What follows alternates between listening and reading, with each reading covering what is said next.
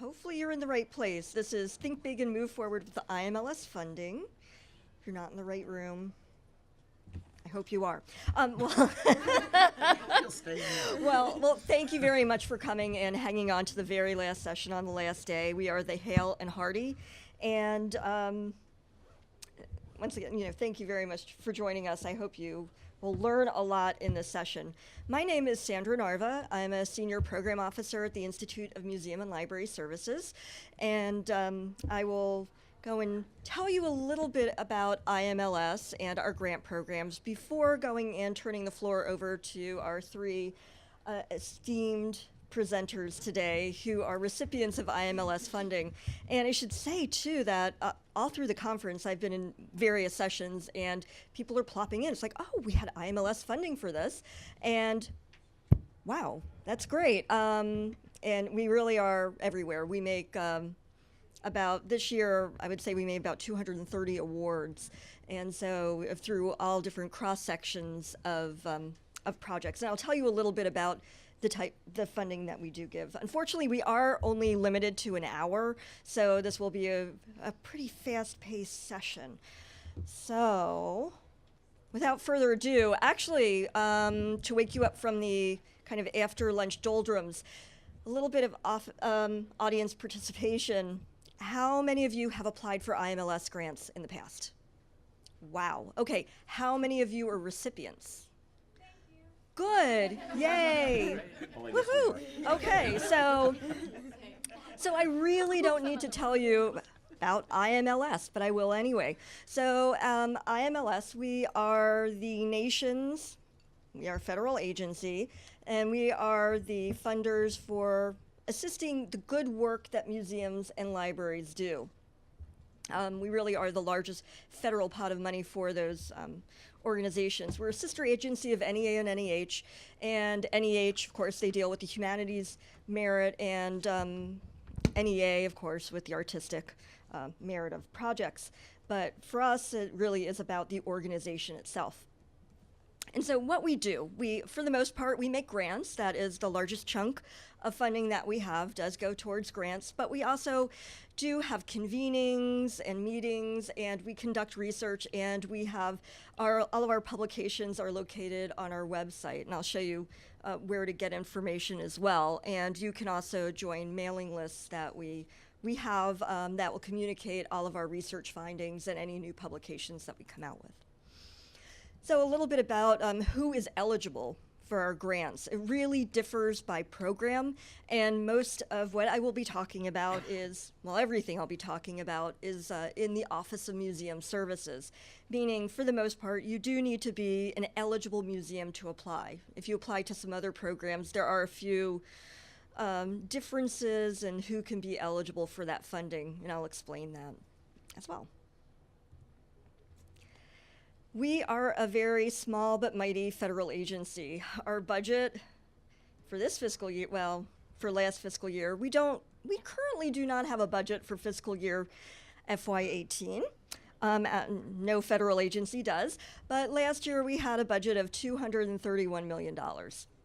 Of that pot, $30 million is for museum funding. The majority of the funding does go towards libraries. Of that, there are state programs, which are basically population-based grants based upon census data that go to state library agencies. And then they also do have a competitive grant program within the Office of Library Services. Within the Office of Museum Services, we only run competitive grants, and that's what I'll be talking about. We were brought together, both the library and the museum side were brought together in 1996 through authorization by Congress. So we put it this year, we're actually legal. So we're 21 years old as an agency, and we're proud of it. And brought together two different federal acts that brought these agencies together. And we do administer some very targeted programs for different populations as well. And these I won't be going into much detail about today because people in the room probably don't meet the eligibility criteria for anything related to African American history and culture grants, as well as the Native American, Native Hawaiian Museum Services grant program. These are all of the programs that we administer within the Office of Museum Services. And I will be spending the majority of my time today talking about Museums for America and an offshoot of Museums for America, which is Museums Empowered, as well as the National Leadership Grants for Museums program. And then, of course, there are other programs that I mentioned, the African American History and Culture and the Native American, Native Hawaiian Museum Services Grant Program that you can read about in further detail on our website. We also do give funding towards capacity and technical assessment programs, and those you may have heard of with MAP and CAP. So that is IMLS money, but administered through both AAM and AIC that now administers the CAP program. I won't be going into detail about that.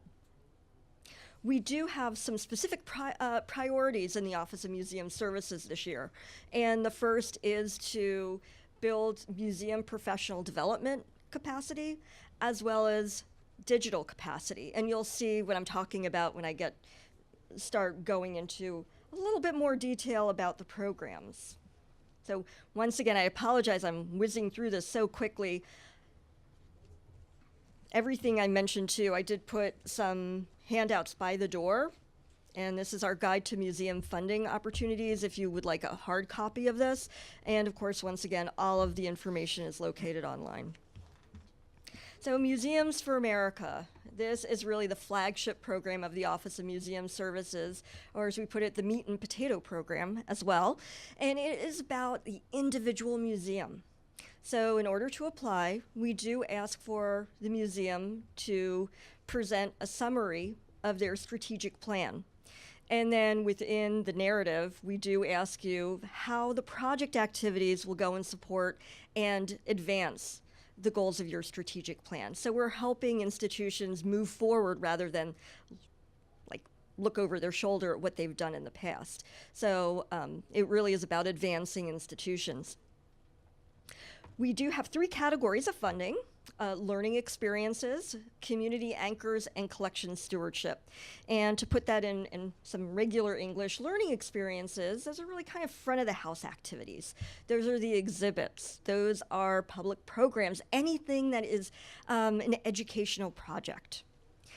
Community anchors, that is meeting a goal of the community. The community needs to come to you with the need and you meet them, not your organization, your museum going and saying, we really think that you have a problem with childhood obesity in this section of the community, and we need to help you get over that, when in reality, the community may not say that that's an issue, they may not respond to it. So that's why we ask for you to partner with the community to meet those goals. As well as collection stewardship. That is gaining intellectual control over your collection, cataloging your collection, digitizing the collection, as well as actually doing physical conservation on your collections as well.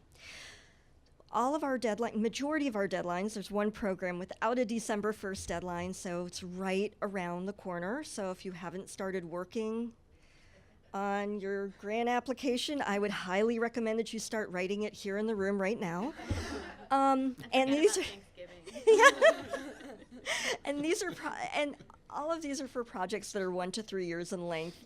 And we have 2 different pots of funding. One funding level is up to $25,000. So if you're applying for a small grant for up to $25,000, we don't allow you to have any cost share within your application. We will actually reject the application. But if you apply over that, it's over $25,000 and up to $250,000, that is the limit for this fiscal year for FY18, a 1-to-1 non-federal cost share is required. And in order to be eligible to apply to MFA, you need to be deemed as being an eligible museum. And we have all of that information on our website. Museums Empowered is an offshoot of Museums for America, and you'll notice that these focus areas are a little bit different.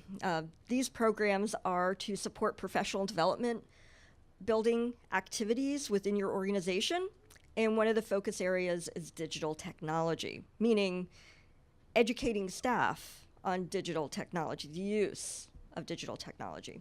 Or, it's for you to determine what that need is. Once again, these are for projects that are up to 3 years long and up to $250,000, but the deadline is March 1st. So the notice of funding opportunities for this program have not been posted yet, so the details are still being ironed out. So now on to the biggest program that we have, which is the National Leadership Grants for Museums. As I like to say, you really do need to kind of reinvent the wheel for these NLG projects. These are large projects. Typically, they do have multiple partners, and it is to make an impact upon the museum community, come up with something that's a model or replicable by others, or affect kind of a wide swath of the community itself. Our grants do go up to $1 million for these programs. And there are multiple funding levels. If you apply up to $50,000, you can come in for a rapid prototyping project. And Julia will be talking a little bit about a Sparks project that was from the past, and that would fall into the rapid prototyping activities. Once again, it's giving an infusion of money to take a risk, to come up with a project that has pretty fast turnaround, which is great. Those that are, as you can tell, the other projects that are up to $1 million, if it's a pure research project, no cost sharing is required, but if most of you probably won't be doing a research project and you will need a one-to-one cost share. NLG program is open to museums as well as other nonprofit organizations that support museums, such as museum associations and also institutions of higher education that may not necessarily have a museum. So there's some eligibility factors there. All of our notice of funding opportunities are located online, and you can get everything that I'm mentioning today on our website, which is imls.gov. And of course, we have a multitude of additional resources on our website as well. Any of the past studies that have been published are there, as well as we have some really good webinars about applying to all of our programs. And we also do have a blog series that you may be interested in. And you can reach me directly. I'm happy to talk to you. My colleagues and I, we answer your phone calls and your emails. We really do want to see everybody succeed. So please contact me. But I don't want you to listen to me for the remainder of the afternoon. So the goal of this afternoon's program is, of course, for you to learn a little bit about our IMLS programs. You had a little bit of a snapshot of what's going on in fiscal year 2018. But I really wanted to focus on the good work, and you can see the different types of projects that have been funded through IMLS. And so Chad, Julia, and Annie will be speaking about some very different technology projects that have been funded through Museums for America, a Sparks program, which is now Rapid Prototyping NLG, as well as an NLG project themselves. So I will give it over to Chad. And then hopefully we'll have enough time at the end for a question and answer after everybody has talked.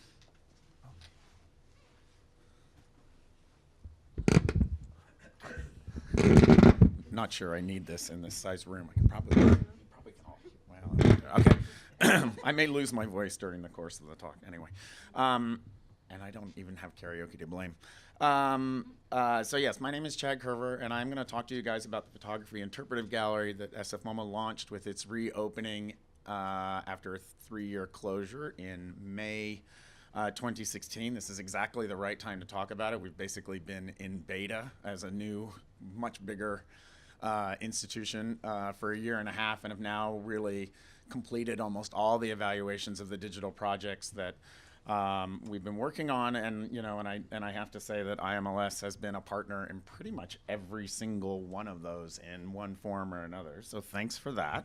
And we were really, honestly, this was a kind of project that SF MoMA had never really realized before in terms of a dedicated, large-scale interactive gallery, and so it was an opportunity for us to kind of stretch into some new places and to think differently about what we do.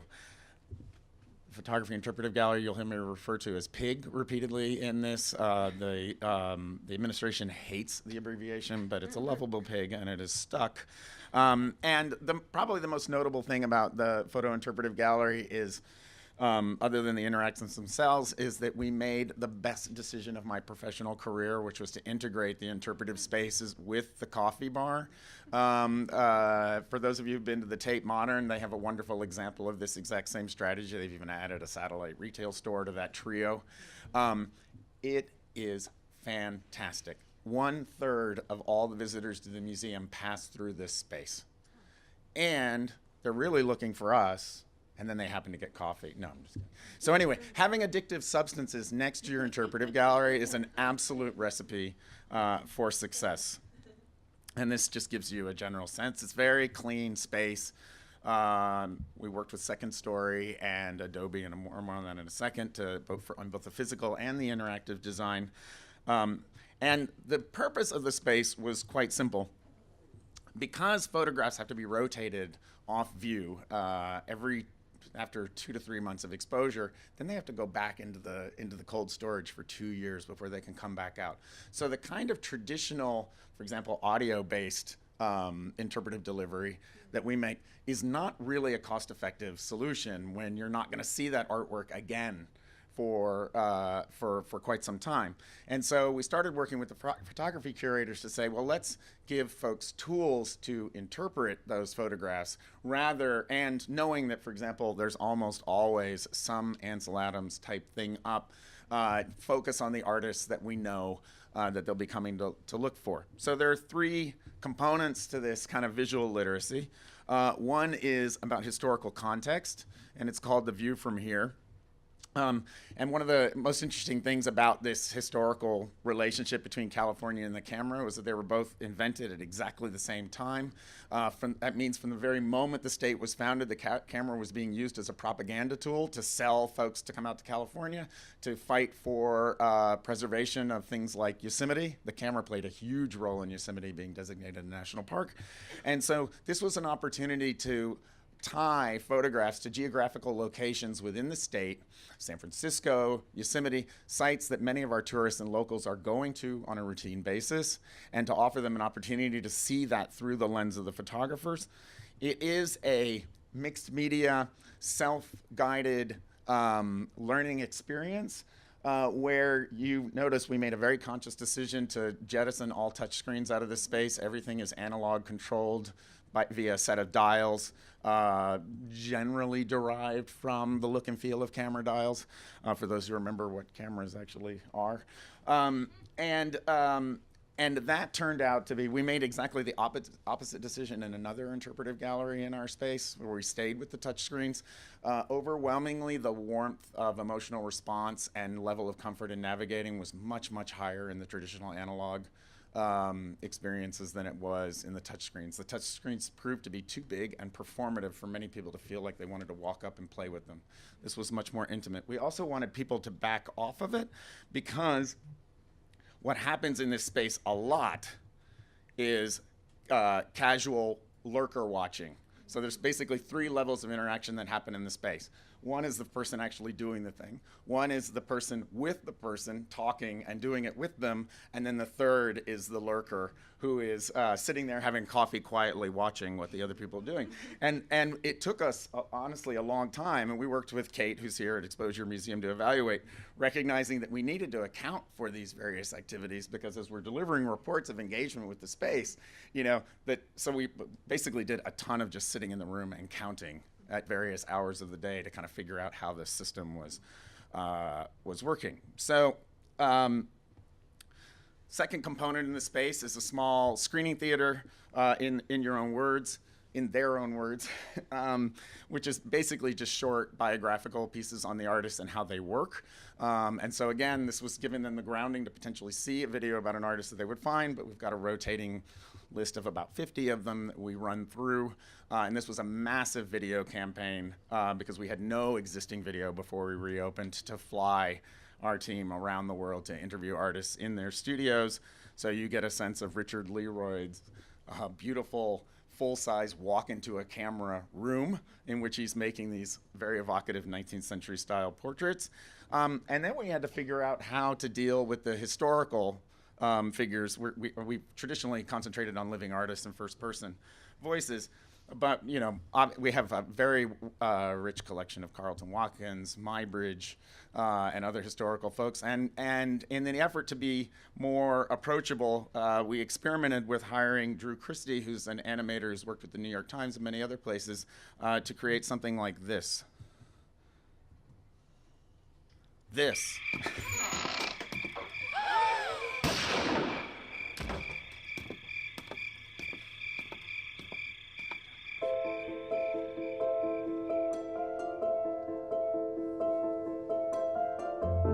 When Edward Muybridge began, photography was a relatively new medium. The pioneering photographers of his time had to essentially invent their own cameras and their own chemistry. Muybridge began his career as a photographer making pictures of Yosemite, taking his bulky camera and portable darkroom through the valley's rough terrain to the high peaks where he could capture the landscape's dramatic heights and plunging chasms.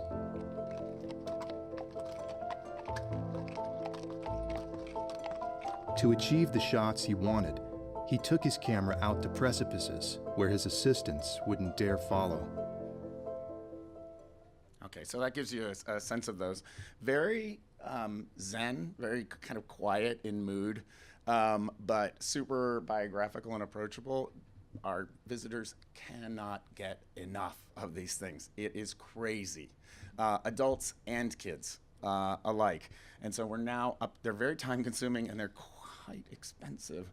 So we're up to 5 now, but we hope to continue to do more of this experimentation with just ways. Otherwise, it was going to end up looking like a Ken Burns documentary, honestly. So that's where we're going. Now, the third piece, and maybe the most unusual piece in the gallery, is a piece called Self-Composed.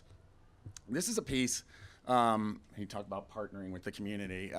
We have a few people in San Francisco who we know we're right to get married together, and we just are kind of waiting and throwing ideas around until finally something clicks. And Adobe's experience design team is only a few blocks away from us in San Francisco, and said, you guys are a great test bed for our creative suite. What can we help with? What can we do? And so we finally arrived at this experience. We wanted a creative experience within the gallery, and we were initially trying to think about how to respond to the selfie. And finally came to this idea that, well, we should do a selfie, but we should make it harder to do the selfie rather than easier to do the selfie, because anything we do with a selfie can already be replicated on your phone instantaneously and would feel out of date. So we went back to the model of the photogram, the digital photogram, and basically the game is that as you're placing objects down onto a lit surface, there's a second camera that's facing towards you, and it reveals you and the contents of the room. So it takes people a few turns to figure out how this works. And once they figure, and that's part of the mystery, and it's beautiful to watch. It takes like basically 2 times, and then all of a sudden, now they got it. All right, give me all the stuff out of your pockets. I need all the stuff to empty on. And so you just have these beautiful compositions that people are making all over the place. Our curators hated this idea when we proposed it. And just, what's the learning outcome? I love when the IMLS language is thrown back at me by my curators. What is the learning outcome of this experience? And the learning outcome of this experience is simply, hey, what is photography at its core? A time-limited experience, right, where you've got to make key compositional decisions quickly, and you may not fully understand the outcome of what you're doing while you're doing it, right? So this was just simply a chance to reintroduce those constraints to those of us who can take as many pictures as we want on the phone and just keep deleting them until we go. You have 30 seconds to lay out your stuff. You get an option to press a button and make your photo. If you decide to make the photo, you get a little cheap thermal printout, just like that, with a URL on it, where you can find the high-res digital file that you made. So no keyboards, no emailing, no nothing. We're now currently talking, for those who are aware of the Send Me SF MoMA project, we're currently talking about using that as a potential way to make it even easier. Just text me to blank and my image will come.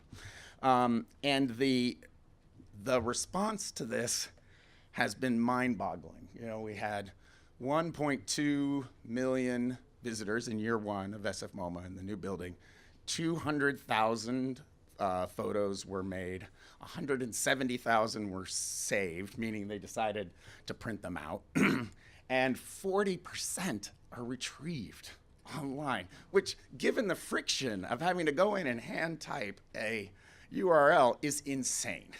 Really insane. But the simplicity and the beauty and the discovery of this very short thing ended up changing for a lot of people the way they felt about the museum. We have been, most contemporary, modern and contemporary museums have this real hang up about, well, you come here to worship creativity, but in fact, we do not offer you opportunities to be creative yourself, right? And so just this bare act of offering this thing really changed the sense of emotional connection to the museum. And this is something that we worked up with Kate to try and document.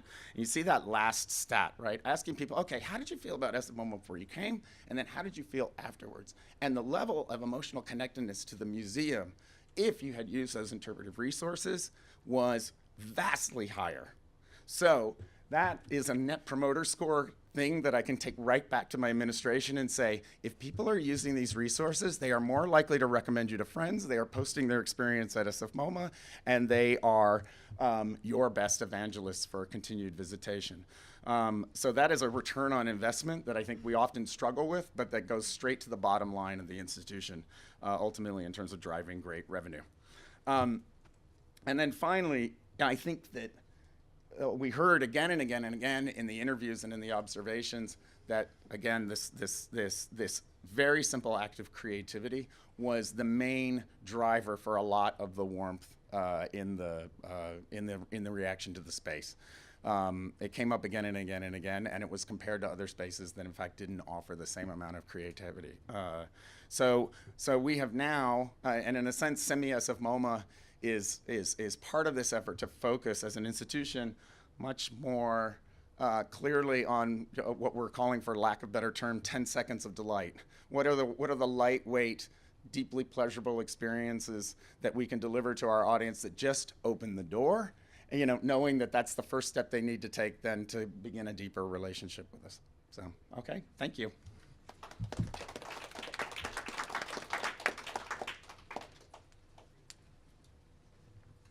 All right, hi everyone. I'm Julia Falkowski. I'm the web and interactive media producer at Balboa Park Online Collaborative in San Diego. And we are a technology services organization originally founded to serve the 27 museums and cultural institutions in Balboa Park. And I'm talking today about our grant Museum at Your Fingertips, which was originally IMLS Sparks funded, but as Sandra mentioned earlier, that's now been wrapped into the Rapid Prototyping National Leadership Grants. So this project basically tested the ability of a telepresence robot to give tours of museum spaces to students who, for whatever reason, their schools were unable to make field trips to the San Diego Air and Space Museum. And I think it's starting to get around, but when we started this project in 2015, a lot of people weren't sure what exactly telepresence was. So these are devices that allow you to log into an app from your computer or your phone and drive this kind of life-size robot around a far-off space. And it has a video of the driver's face, and the driver sees a live video of what's going on in front of them, and there's live two-way audio as well. And what this does, sometimes I describe it as Skype on wheels, but it goes a little bit beyond that because it gives you a sense of agency and presence. When you have a full 5-foot robot, you're really in the space and in a way that you aren't when you're sitting on a laptop in front of a room. And it started to gain some traction in pop culture as well, as you see on the slide, appearing in shows like The Big Bang Theory and Modern Family. The specific device that we were using was a Beam Pro by Suitable Technologies. And in general, that device specifically was started for the business world to let people telework, but people quickly began to see its use in creating accessible moments and in creating accessible museums. So there was a Center for the Future of Museums post by disability advocate Henry Evans, and he interviewed a number of people who were able to do some early testing of this So saying museum tours are a precious thing to me, they give me agency to explore in a way that I wouldn't be able to do otherwise. And if you're able-bodied, don't forget that while you may be inclined to compare the experience to physically walking around the museum, to a primarily bedridden person, it represents freedom. And this had been tested in museums, again, largely with people with limited mobility. And it was in use when we were starting to look at it in the National Museum of Australia, the Computer History Museum, and the American Museum of Natural History was also using it in a really interesting way, partnering with the Haida Gwaii Museum in British Columbia to connect visitors to the gallery with the places that the artifacts came from and putting proper cultural context and cultural voices alongside the artifacts in their galleries. So we were looking at all these different ways that it was being used and wondering what way could we try out this device, what use could it have beyond that? And that's when we thought about doing things with schools. And we were looking at some of these studies that say that field trips are improving learning outcomes and student well-being, but that field trips were, for whatever reason, whether it's teaching to the test or school bus funding, were increasingly being cut out of budgets. And we looked at this device, we looked at the Sparks program and said that this would be a great connection and a great way for us to test this out. The IMLS grant gave us a really great way to frame our research because the Sparks requires you to create a white paper, and I don't know, does prototyping? So prototyping still does that as well. So we went in with these 3 questions throughout the course of the project that we really stayed focused on. And these were, what are the technological capabilities and limitations of telepresence tour devices? How are they useful as learning tools in the classroom?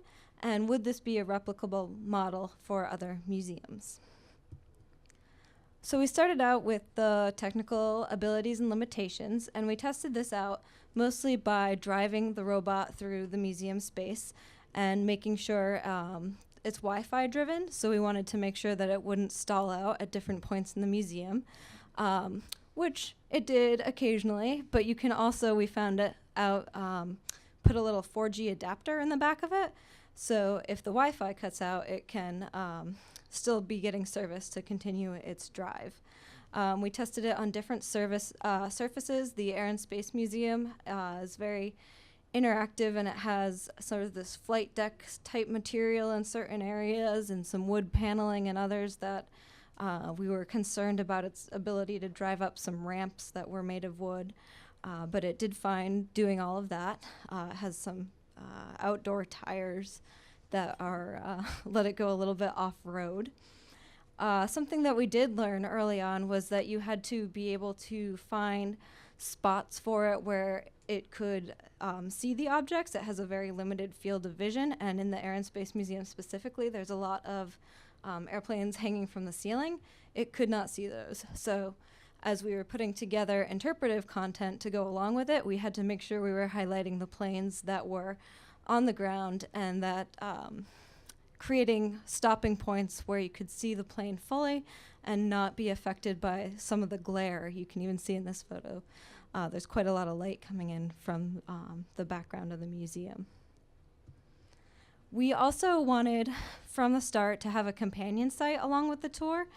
The educators that we were working with from the Air and Space Museum were really concerned that a video feed at the front of the classroom, kind of projected on a screen like you see here, would not be enough to keep students' attention for a full hour tour. And we thought a companion site would be a good way to work with that.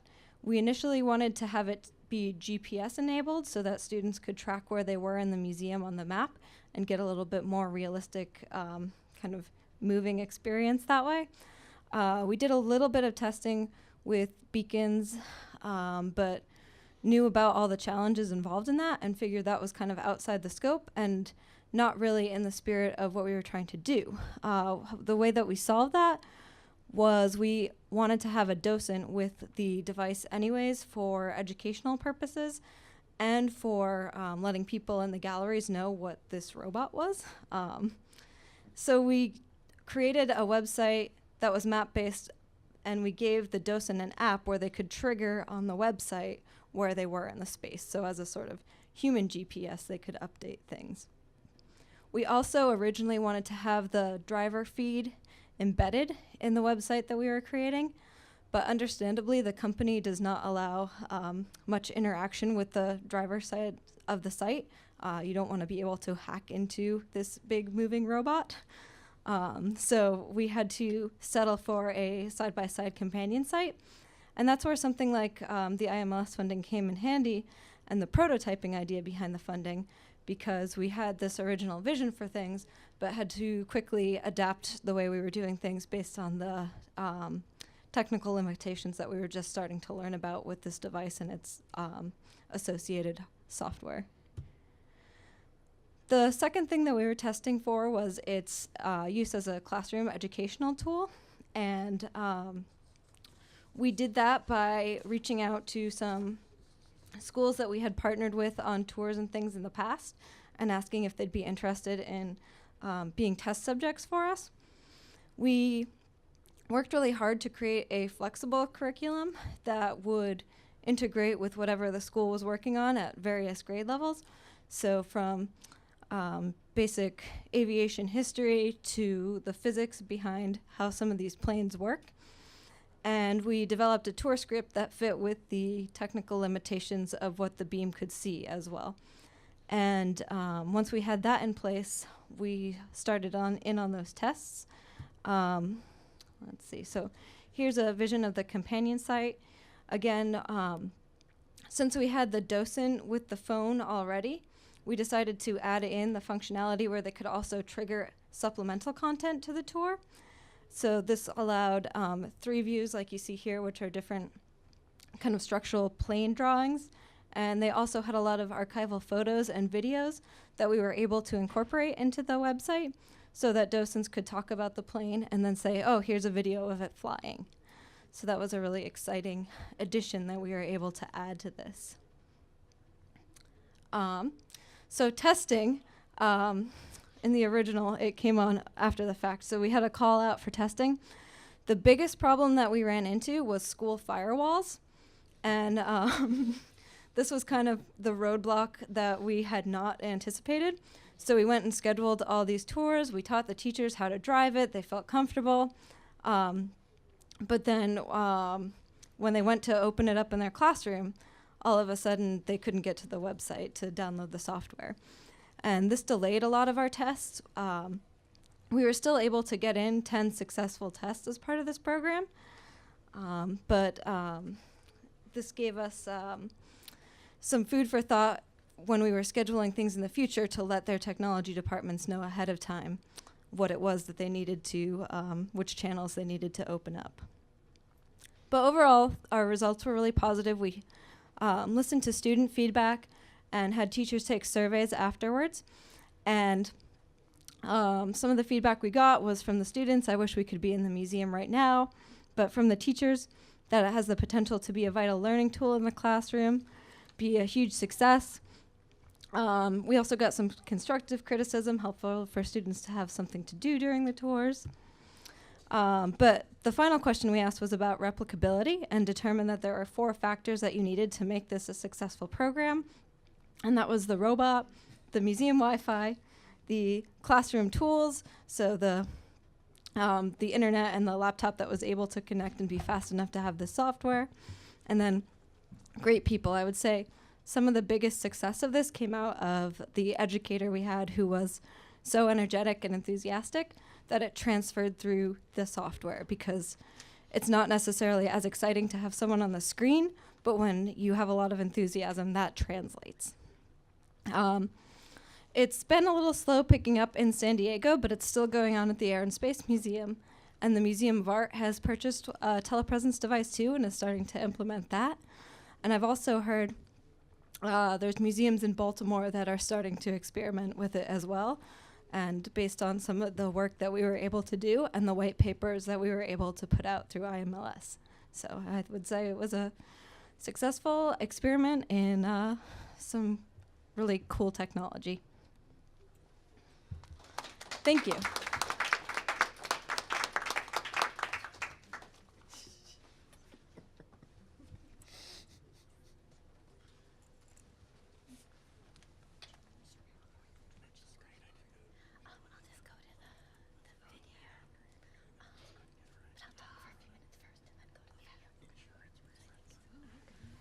Hi, everybody.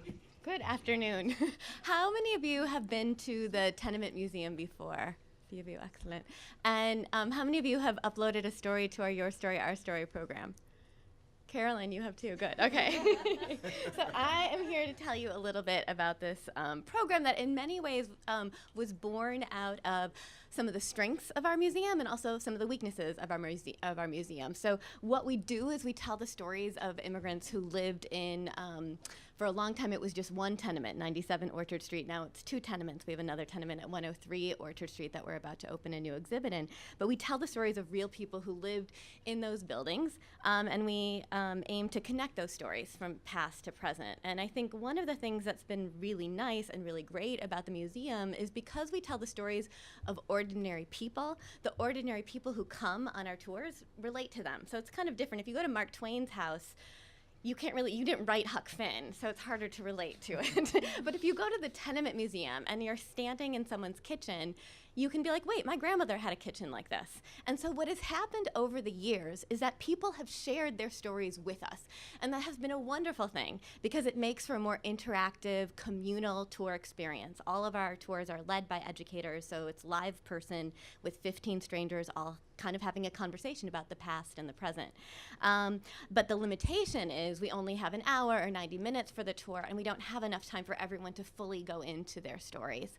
Another limitation of our museum is that, and it comes from a strength too, because we only tell the stories of real people who lived in our buildings, we can't tell everyone's story. So we've been able to represent at 97 Orchard the full sweep of European immigration that crossed through the Lower East Side, and now opening our second museum, our second tenement that stayed open into the 20th century, we've been able to add to that stories of Chinese immigrants and Puerto Rican migrants and refugees. So still, even with that, we can't tell every story. And so based on people's enthusiasm for sharing their stories and based on our desire to be able to not just tell old waves of immigration, but to be able to tell as many stories as possible and to find connections among those stories, we created Your Story, Our Story. So what I'm going to do is show you just a quick part of a video that allows you to see the public programs that are essential to the creation of the website, because it's through the public programs and the school programs that we get the material for the website. And then after the video, I'll show you the new version of the site and be able to talk a little bit about how programs shape the website and how the website then shapes programs. So another term for this Your Story, Our Story is a challenge for me to use the term iterative process over and over again, because this is a very iterative process, and it's become more iterative because through this NLG grant with the IMLS, we've been able to expand and find partners in museums throughout the country where they too are creating programs to collect stories. So it's a never-ending circle. And so let me just show you a little bit of the video. And unfortunately, sometimes my face is in the video, so you can just close your eyes at that point, and then we'll get back to the others. Let's see. Oh, is it right here? Oh, perfect. Yay. Any of you guys have parents that are immigrants? Okay, let's hear where your parents are from. Lebanon and Moldova. Okay, great. All of us, we have our own cultural identity. So the Your Story, Our Story initiative is a set of programs designed to collect the object stories of Americans. Each person selects an object that tells their immigrant or migrant story, writes about it, and posts it on the website. Your Story, Our Story is a way for the museum to bring its message well out beyond its walls, letting everyone know that they themselves own part of the immigrant story. Going to the Tenement Museum has helped children understand their background. They are recipients of their own stories. Now they are holding history in their hands. So the project started out as a special initiative with the PS 130 and working with 5th graders and their stories. And we started to expand from elementary school to middle school to high school to college. And then we brought it back around to our Shared Journeys program where we have English language learners. We even started to experiment with doing this program for families. So this is my great, great, great, Grandpa Benjamin's villain. The goal of Your Story, Our Story is to show that no matter when you came or where you came from, our stories connect one to another. We all share a desire to learn about this country, but to also to kind of preserve for the next generation something about where we came from. I think doing this project gave my students a greater sensitivity to the lives and experiences of people from groups other than their own. In some cases, it actually enabled them to learn more about the experiences in their own family. Honestly, I came here when I was 1 year old. I don't know that much about my culture. I actually went to my mom and we had conversations, and then I put together my mother's wedding ring. Just opened windows to actually know where my family came from, the struggles and how they got here. There are a lot of assumptions that students make about the people who sit next to them. I think it's a really great activity for them to see all the commonalities that they have. My name is Vincent. I'm from Shanghai, China. And my item is a notebook. When I was coming here, my dad was really worried that I would forget something important to bring with me. So he actually did all the packing for me, but after he did that, he realized that I wouldn't know where everything was. So he actually wrote everything down in detail, where, what he had put in the bags and where exactly they were. I wanted to share my story to tell people that Chinese are not that different from the Americans, but I was surprised that people from Ireland, from South America, we share a lot of common things. Thank you, Tori.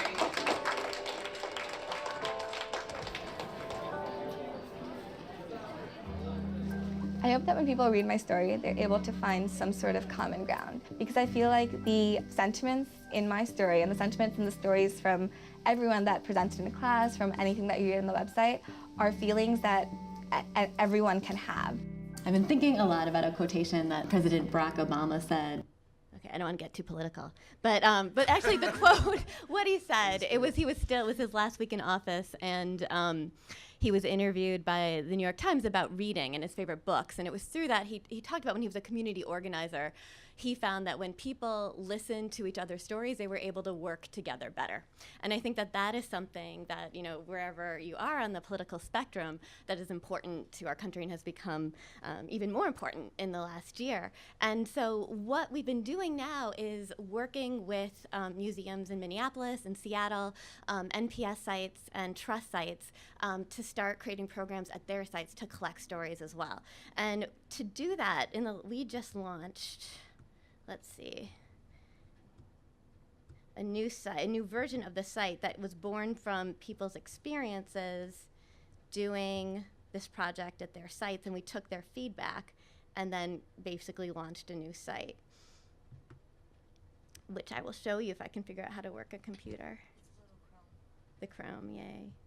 Okay, so this is launched 2 hours ago, and this is the site. And one of the things that was really important, so if it doesn't work, but the goal here was to be able to we have 3,000 stories already. And what we were realizing is that it was hard for people to see all of these stories.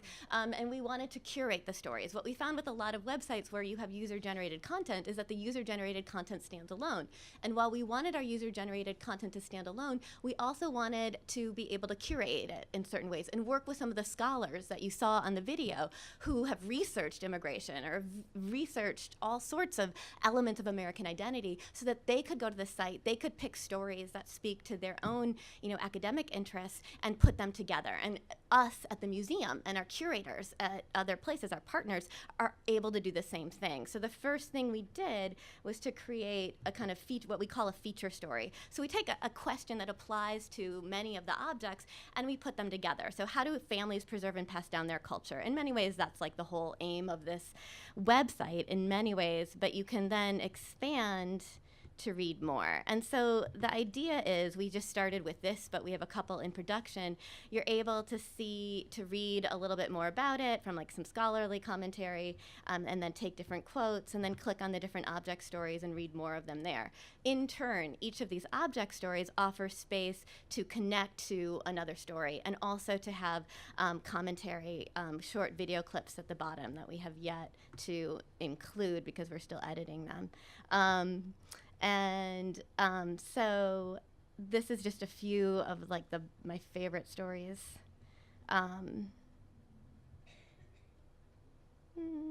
Here we go.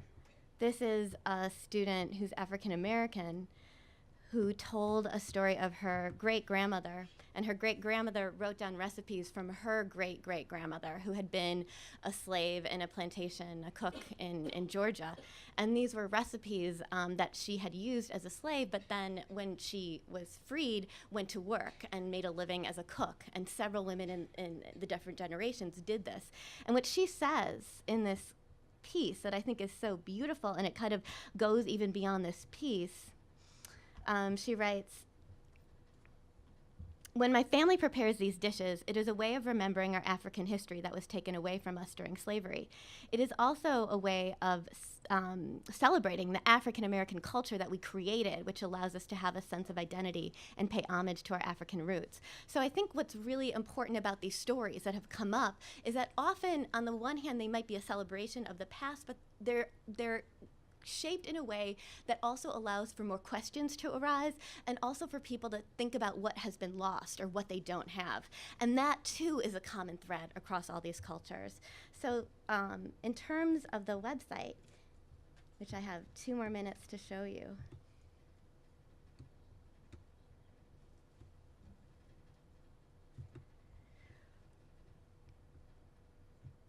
You still have the opportunity to explore all the stories and do searches.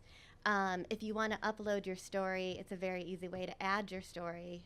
Oops.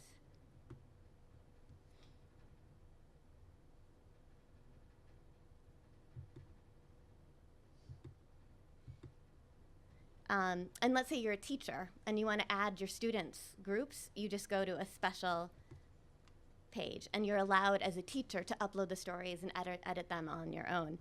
And our partners are also able to have their own group pages. So we have several group partners, as I mentioned, and they're able to upload their galleries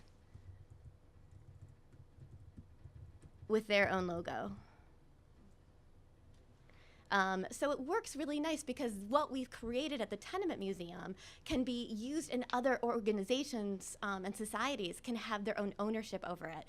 Of course, when we partnered with MIA, all of a sudden our Scandinavian entries went up in, in a second. But because Minneapolis is a city that has so much new immigration, Somali immigration, Hmong immigration, they're really excited to go out to the community centers they're already working with and collect more stories. So each site, each partner site that we work with has its own kind of programs and its own population, but because what we're asking is very simple, a story based on an object that tells your family's immigration or migration, it just seems to work. So again, we're still testing everything. We're testing the site and we're testing the programs. And what we do each January is bring the partners together to share feedback on how the programs have gone. And then we take that and we're able to use that to update the website. So again, it's very iterative. And I look forward, in order to keep that iterative process going, I look forward to hearing your feedback. And if your museum would like to partner with us, please let us know, because we'd love for you to be part of it. Thank you. Are you going to moderate? Yes. Ooh. So we have about 5 minutes for any questions that you have about the programs or from the different projects that have been funded. It was kind of, as you can tell, a little bit of the variety of projects that are funded through IMLS. So with any sort of technology or digital project, it's really up to you and what the best fit is for your institution. We will not tell you that there's any sort of high priority that IMLS has that you need to go and follow for that particular fiscal year. Yes? My question is for the research grant. Is it ever the case where people kind of integrate a small component of developing something that they're then researching on? So the primary focus is on kind of researching and figuring out best practices, but there is like some sort of development? Research is actually, it's pure research. It would be a pure research project, and they're very specific classification of what government research means. And so I would recommend that you go to the Notice of Funding Opportunities and read it specifically, because it's pretty complex. But I would have to say that there are very, very few projects that come in that are just pure research projects. It's probably more of a, it probably wouldn't fall within that category, yeah. Or what do you mean there's very few that get funded that are pure research, or there's... Excuse me? Oh, very few that come in that fit pure research. Yes. Yeah. They're, once again, given the, given the classification of what research is with government projects. So it's a bit more complex.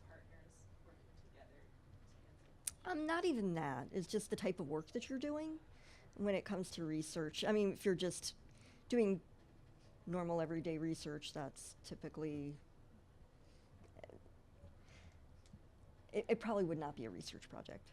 So we can talk about it offline. It's a little bit more in depth. It's hard to explain, and I would refer you to the Notice of Funding Opportunities and really go deeper with that. But it is, we have whole different things. If you're working with human subjects, I mean, that type of research, it gets pretty complex, yeah.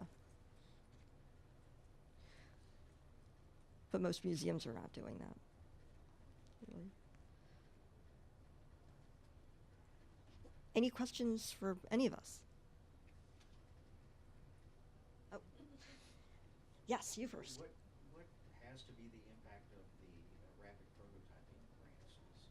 You mentioned that in the context of the, was it the leadership grant that was supposed to have some type of impact on the field?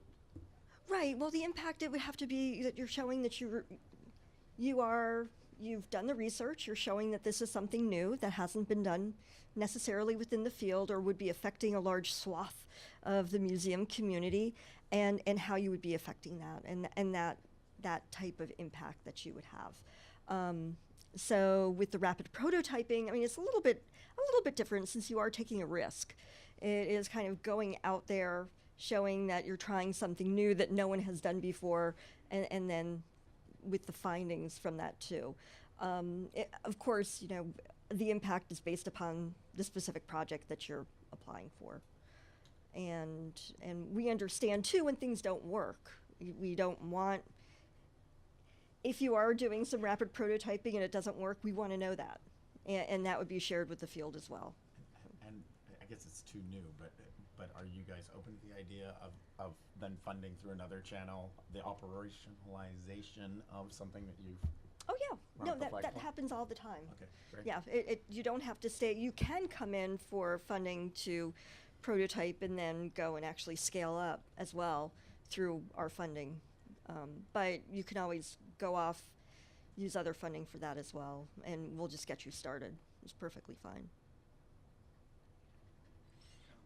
Quick question for you, Chad. Your hardware and your partnership with Adobe, was that an idea you brought to them, or is that an idea that they brought to you? The best iterative processes, especially around brainstorming like that, was actually they had already reached out to us saying, we've got some, we play, basically. Do you want to come in and see how we're playing? And then we came in and saw how they were playing. And, it always begins with them wanting us to just use a specific product. And then we're like, that's not really what we do. But if you want to push yourselves, so for example, they've continued to be a great partner with us now. And we're just back in the museum testing a new 360 audio and video recording suite, software suite that they're working on, and just said, okay, great, you guys, we've been wanting to experiment with 360 collection records for interactive exhibitions. This gets you a test. We both sign on the dotted line saying neither one of us has the right to ever use this without the explicit approval of the other, and it's really just a test moment, right? And so our app was a partnership with Detour that kind of grows the same way. It's finding the people who have the same interests that you have, and then being willing. It took us a good, I don't know, like 2 or 3 months of batting it around before we finally landed on the thing. And that's why I'm saying there's like a bunch of people in San Francisco we just touch base with and say, what's interesting you right now? Because one day, all of a sudden, I'm going to say, oh, I'm working on that too. Let's get together and actually try something. So. Yes. Yes. It either always starts with either lunch or a beer, depending on that.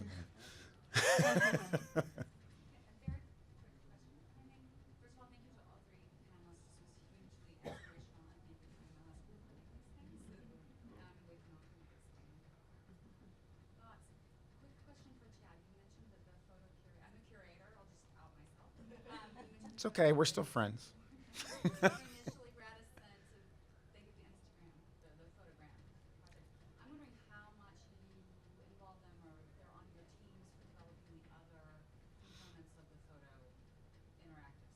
You know, it's really interesting. This is a topic that has come up repeatedly in the last couple of MCNs, and I think for many institutions, for the longest time, their technology, their digital outreach was a skunk works that was kind of sitting beside the main workflows of the museum.